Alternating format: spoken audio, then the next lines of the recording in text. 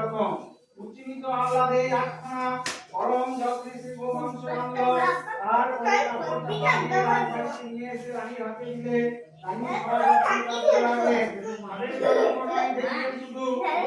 সে কিছু রেখে গিয়ে থাকে তাহলে রানী তোমার গদ্দান যাবে। রানী বিপদে পড়লেন, তিনি এক মনে ডেকে চললেন মা বিপত্তারিণী দুর্গাকে, এবং মা বিপত্তারিণী দুর্গা ভক্তের আকুল কান্নায় স্থির থাকতে না পেরে মাছি বেশ ধরে এসে কানে কানে বললেন, দেখ গে সব 13 ফল ও 13 ফুল হয়ে বসে আছে। সেই ফল ফুল রাজার মাথায় ঠেকা, এবং সেই রানী যখন রাজাকে এনে দেখালেন সেই ফুল, রাজা চাকরকে তিরস্কার করলেন। বিপত্তারিণী মা দুর্গার দয়া এইভাবে রানীর সমস্ত বিপদ কেটে গেল।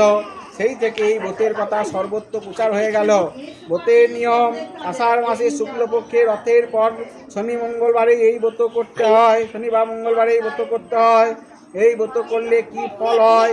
এই ব্রত করলে সংসারে সকল আপদ বিপদ হতে রক্ষা পায় এবং সমস্ত মহা বিপদ হতে রক্ষা পায়। এই ব্রত করলে আগের দিন নিরামিষ খেয়ে সংযমী হয়ে বার করে থাকতে হয়, এবং তারপরের দিন এই ব্রত করে প্রসাদ ব্রাহ্মণকে জল খাইয়ে তারপরে এবং প্রসাদ নিজেকে গ্রহণ করতে হয়। এটির প্রকার ব্রতটা সমাপ্ত।